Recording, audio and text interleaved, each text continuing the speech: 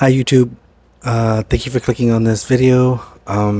It's been a moment. It's been a while since I put it out. Since I put out a video talking about anything diverticulitis or stoma, colostomy bag related. So I thought it was time. As you can also read by, I'm sure, what I'm going to put in the title. It's been 2 years since my colostomy reversal surgery. A good time to put out a video. Before we get into that, I apologize for this annoying. I hate when YouTubers hold their microphones like this, but I guess that's what you do when you have a cheap microphone. So, and I want to make sure that everyone can hear me because I feel like there's some valuable information that someone might get out of this, and I am getting told a lot that no one can really hear me, so I want to try to put some focus on that. By the way, thank you so much for any constructive feedback you've provided me since the start of this channel. All right, so let's go ahead and get into it. Like I said, it's been 2 years since my colostomy reversal, and there's so many things that I can kind of talk about. But one of the things I thought would really help me with this video and certain things to talk about, I wanted to actually go to questions that I've actually received in the last coming weeks or months or whatever. So I'm not going to post the question, and I'm not going to say the names because a lot of the times it's not even like, a simple name. It's random words or whatever, and you guys probably don't care anyways. If you do happen to recognize your question, leave a comment and I will make sure to thank you again for your comment. All right, let's go ahead and get into it. The most recent question I received was, how do I deal with pain? Well, that could, it depends on the type of pain. Is there still pain? Yes. I wouldn't describe it as pain that is continuous or that is anything outside of what I've been told is normal. So first, there's definitely still some pain from where the incisions are, right? So I feel pain on smaller incisions on this side. I'm feeling them right now, actually, as we speak. Actually, I'm feeling it more on the left side. Pain, like, there might be some pinching feeling, a little bit of burning sensation sometimes. If I sneeze. Now, I want to talk about sneezing because it all depends on how I sneeze. So if I turn to the left or the right and I sneeze, I will feel it at somewhere, usually in the belly button area, I think, where I've had the most trauma, or just the hernias that I've had. So there's that. Sometimes it'll just be random. I'll be walking, at work or at home. Whether I'm laying down, it will just come and go. Like I said, it's usually obviously at an incision site. Sometimes it's not, and I just feel like that's just scar tissue that has developed inside, or that was already there. I don't know. So it's been 2 years, but I've had surgeries before, obviously my reversal surgery, and so who knows where the majority of this pain is also coming from. I've given up of trying to figure out, oh, is it this, is it that? Because I have no way of knowing. It's happening less and less, but it's still something that I deal with. I shouldn't even say that. I should even say it's less and less, because in all honesty, it's not. It's kind of it's continuous, but how do I describe it? Because I don't want anyone to think like it's like, obviously it's not any pain that I have to go to the hospital for. So it's the surgeon described it as, there's a lot of scar tissue. There's been a lot of incisions. You're going to have pain for a while. You're going to feel it for a while. Some of those feelings sound just scar tissue, twisting certain ways. It just happens. Whether it's just, I'm sitting there doing nothing, or I'm walking around working.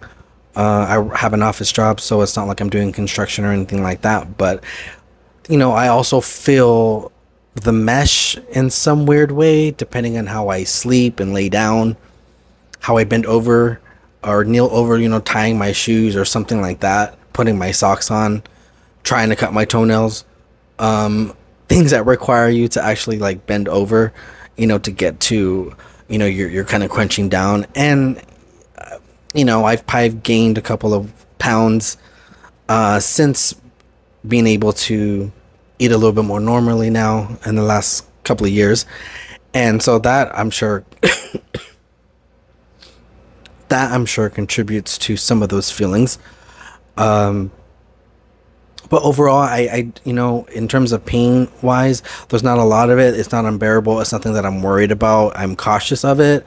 I want to make sure that if it's something that is becoming a problem, or it's getting worse, then I'm gonna take myself right back and have myself looked at and make sure that I don't have another hernia. That is my number one. Well, I shouldn't say my number one fear, but I'm really afraid of developing another hernia. I do not want to have to go through another hernia surgery. By the way, this video is going to be a little chatty, a little bit long. I really have not tried to script this much. I just kind of want to be honest and real and in the moment, and so I hope I'm not going on too much. In terms of pain, I think I've been very lucky and very fortunate in that aspect. I guess one of the things I should talk about in terms of pain, is there any pain when I have bowel movements or anything like that? Not necessarily a bowel movement. Now, as things are gearing up for a bowel movement, depending on the fiber and the water, and I'll get more into that, there might be some discomfort, but nothing that's, gut wrenching or that's, making me nervous or it's unbearable, like, how stomach pains were before, leading up, or after a bowel movement. If you have any specific questions about pain or whatever, just, also just let me know. I'm very happy to answer any questions that I can. Here's another question. Their dad had a surgery. So the dad has a colostomy bag and hernia, and he just had it reversed and the hernia is gone. Is it normal to have headaches and stomach pains, etc., after the surgery? I don't remember necessarily headaches being a major issue for me after any of my surgeries that come to mind. I'm sure if I had a headache, I was probably in more physical pain somewhere else, so that probably didn't even register. I don't know. The only thing that I specifically remember after my reversal surgery was the acid reflux. Once. So as I woke up and my stomach was starting to wake up, the rumbling and the grumbling were like loud, and that was kind of freaky. And it almost sounded like, I don't know, I was afraid there was just gonna come out, like my intestine was gonna just try to make its way back out of where the stoma hole was, which is really morbid and gross. But it was loud, like the creakiest Halloween door, loud. It was weird, but there was no pain for that. I mean, there was no pain with that, but and I think as I was slowly drinking water, just the acid reflux, and it was just so intense, and I was throwing up and then feeling the urge of going, because as things are waking up, feeling the urge like I had to go to the restroom, and it was just super bad. And I remember being on the toilet and crying. And was I crying? Yeah, I was crying. It was intense, and the acid reflux was just 11 out of 10. And I remember thinking, oh my gosh, this is going to be a really tough recovery. And what did I do? And it was fine. Once I told the doctor what was happening, he gave me something right away and it took care of it. And after that, it was still, I had drains and all this different stuff I needed to go through before I left the hospital. Headaches, not so much. Stomach pains, yes, you were also, it's going to be very tender. Okay, so the next question is, how long did you have to wait until the reversal surgery after getting the first surgery and the bag, and how was the pain after reversal surgery? I may have talked about a little bit about that, but let's see. Okay, so I waited 10 months, and the only reason why I waited that long, or I should say that short, because I did intend on keeping the bag longer. So I had it for 10 months and I developed a hernia, and the surgeon would not repair the hernia unless I went through with the reversal. And after explaining why, obviously I went and I did it, and I'm glad that I did. But yeah, so I had it for 10 months. They say the sooner you can get it reversed, I guess the better. Not anything before 3 months, but also I guess it also depends on your situation and how sick you were. I was really, really sick. But the longer you wait to have your reversal, I guess it's the more complications you could possibly deal with once you get reversed. Pain was not as bad. Like I said, the acid reflux is more in the forefront of what I remember. But the pain was not that bad. I really tried to, obviously take the pain meds that I needed. I didn't want to suffer too bad. I also didn't want to depend on them, because once you go home, there's only so much you can do. And yeah, I did get pain meds for when I was at home. But it was not that painful, to be honest. Like, I focused on trying to be positive and thinking about my recovery and how and just trying to remember that the pain was only temporary. And I don't know, I got up as soon as I physically felt like I could, and I really tried to just listen to my body and not what my mind was telling me, which in my mind is telling me your guts are going to spill out of your body if you get up. You're going to rip something if you turn, whatever, and you're going to be in excruciating pain if you move, if you stand up, if any of these things happen. Well, I tried to ignore my brain, ignore what I was telling myself, and just listen to my body. And what my body was saying was I was okay. You weren't in any physical pain. That could have been the medication, whatever, it doesn't matter. I wasn't feeling any pain. So I was like, okay, I need to go to the restroom. So let me get up and not listen to my mind saying, what are you doing? You're going to spill in half right now. Like, sit back down. I didn't feel anything. So I got up. I stood there. I don't feel anything. Cool. So let me walk to the restroom. I'm walking in the restroom. I don't feel any. Now I had 2 drains inside of me, and so I had to carry that stuff around with me. And I just slowly, that's my first time getting up, going to the restroom, and then showering, walking around my room. I had my own room. It was pretty big, so I walked around. I walked with the nurses, and I just tried to be positive. I mean, I could talk a lot about the reversal experience and all that stuff, but yeah. So another question that I've been asked is the bowel movement situation. Am I going normally? Has anything changed? Whatever. So let me talk about that. Super exciting. But if you're watching this video, it's because either you have a colostomy bag right now, or a ileostomy. I don't know. More than likely a colostomy, or you've had a reversal, or you're just gross and you like hearing about people talk about poop. I don't know. Either way, here it goes. So I feel like I'm more on a time schedule. Like, my body knows when it's gonna go, and so I kind of have to factor that in terms of how late I eat, or when I eat, but especially how late I eat, what I eat late at night. Will determine a lot of how my bowel movements for that next day or the day are gonna go. I do feel that I'm more prone to diarrhea. Not every day, not every other day, maybe once a week. It just depends on how much water I'm drinking and how much fiber that I'm consuming. I find the less amount of water when I take my fiber will result in diarrhea. My body's trying to get rid of, just trying to do its thing. And so water. If one of the things, I would say two things, I guess I really want to get out in this video is the importance of water, and for me, and fiber, keeping things going. And so the fiber has been really challenging for me. I just recently have started to take it on a daily basis.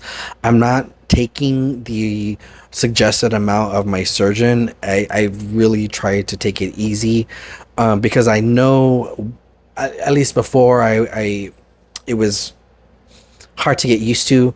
How I take fiber generally is a fiber supplement. So I take a pill. I might have it linked somewhere. If you're interested and you want to know which one I take, let me know and I'll let you know. But I take one pill a day, and I take it around 5:30 every day, or when I get home from work, so by 5:30 and 6. And okay, the other thing I need to talk about is antacid. Okay, the fiber. But the fiber, it's I've just recently really incorporated it in my diet, the fiber supplement. Now I would try to have salads every once in a while, or things that have, foods that have a decent 4 grams of fiber or whatever in them. But it's hard for me to depend on that, or I don't know, it's just easier to take a fiber supplement, right? I just want to take it, I want to be done with it, I want to know that I have it. Don't drink an appropriate amount of water. And so for me, an appropriate amount of water when I take a pill is at least 16 fluid ounces. I want to at least consume that first bottle quick, or not quick, but just within, a half hour, 15 minutes, to be honest, of taking that pill. The sooner I drink, obviously I take the pill and with water, but the sooner I complete those 16 ounces or continue my water intake, the smoother and easier it'll feel on my body as I digest that. In the beginning, when I tried to do this, it was hard. Even if I drank, I would say 16 fluid ounces at the time of taking a pill, I would still feel it pass through my system. And it was uncomfortable and I didn't like it. And it reminded me of what I felt like not in a good place. And so I stopped and I tried to think of other ways, and that's where the salads and the certain fibers and beans or whatever in the diet. But I realized it was not enough, meaning I don't feel like the bowel movements were as complete or as healthy as maybe they should be. Knowing how my body reacted when I had the colostomy, and knowing the times that I would go, and maybe the quantity, it's only in a bag on you, so you tend to know how much you go. You pay attention to your bowel movements to make sure that you feel like you're having a complete one, that you're not bloated, you're not uncomfortable, you're not going too heavy on the meat. You have to watch your diet and not overconsume certain things, because like too much meat, because that's a lot to process. And depending on where you are in your recovery and your how you recovered, certain things are probably going to trigger different people. So you got to be careful. So the water and the fiber are important. I try to drink the goal is to drink at least 2 water bottles. So that's 32 fluid ounces of water while I'm just at work. And then when I get home, obviously I take my fiber pill, and so I try to drink at least another 2 water bottles that evening, and that's probably as much as I should be drinking right after I just take that pill, and then continue to drink more water. So that's something I'm still trying to work on. I would like to drink at least a gallon of water a day. I've done it before. I did that before I had any surgery, and it was the only thing that prevented me from having another infection, preventing me from having the surgery, until it became an emergency surgery. So water is really important. So the other thing that for me that I wanted to talk about is, like I mentioned earlier, the antacid. So the antacid pill for me is extremely important. I tried going without it for 2 days, and yeah, I did fine with it because I've had it continuously in my system. But as soon that third or the end of that second day, oh, was it painful? Like that, my antacid was just crazy. No matter, even if I was sitting up, when you lay down or you lay to your side, which is not good for antacid or acid buildup and heartburn and all that stuff. It would still be a problem, and then the diarrhea, and I tend to have I had diarrhea that day, or at least in the evening, I think it was, I don't know, but it was crazy and very uncomfortable. And so I realized, okay, well, I need to go back to taking this antacid pill every day, like I have been doing for the past 2 years. I was wanting to test things out. Maybe I shouldn't have, but I just wanted to see if I could not, if I didn't have to take it every day. And I do. And there probably are things in my diet that I could modify that would make it better for me, that I wouldn't maybe need the antacid pill. But I don't go crazy with certain foods anymore. At least I try not to. I mean, we have fast food maybe once a month. Like it's not even that often anymore. We do all of our cooking at the house. And I try not to overdo it with especially things like tomatoes. Tomatoes are a trigger for me, so I just have to watch it. How much, like I said, how much meat am I consuming in a week? Making sure that I break it down, chew it as much as I can, so it's easier to pass. It's easier to digest. Oh, before we go on, I guess for Pride season or Pride month, I'm wearing this Pride shirt that I think my mother-in-law gave me from like Target or something like that. I don't know. I don't even know if we're going to be going to a Pride this year. It's been years since we've gone to one, but I thought, oh well, rather than just come on here bare chested, like, or with no shirt, like I kind of wanted to because it's really hot. uh, I decided, let me put the Pride shirt on. But antacid, part of my daily diet, will be a part of my daily health routine, or part of my vitamin routine, which I should probably be taking vitamins, but I don't know if there's anything else that I wanted to get out for everyone that was asking me questions, or that were interested in how things have been since the reversal developed. Someone mentioned developing diverticulitis again, and that's really scary. That's really scary because it can definitely happen to any one of us. And I've so far feel like, okay, I've been very lucky, and it hasn't came back, or at least it hasn't been noticeable to where I needed to go to the doctor. But technically I could have polyps right now, and they could become infected, and here we are again. But it hasn't been, I haven't experienced that, and I'm grateful for it. And if anyone's you know listening to this and has any other questions or anything, or just want to vent about what they're going through, don't hesitate to reach out. It's very traumatic, and people have talked to me, or just in people I've gone to open up to about my experiences in my personal life, and people that are in front of me. They hear about what you're going through, or what you went through, and um each time that I talk about it, which isn't often, but each time that I have mentioned it, it takes me back there pretty quick, and it's horrifying and scary. And you remember the trauma and everything. But I also remember and are grateful and count my blessings of what I've been able to do and accomplish since my reversals, and since my hernia surgeries. And it's been almost 2 years since my last surgery. So that's a great feeling, and I feel happy about that. It makes me feel healthy, or at least it makes me feel like everything that I'm doing is right. and at least in the right direction. And I'm not being too irresponsible and dumb with my health and how I'm treating my body.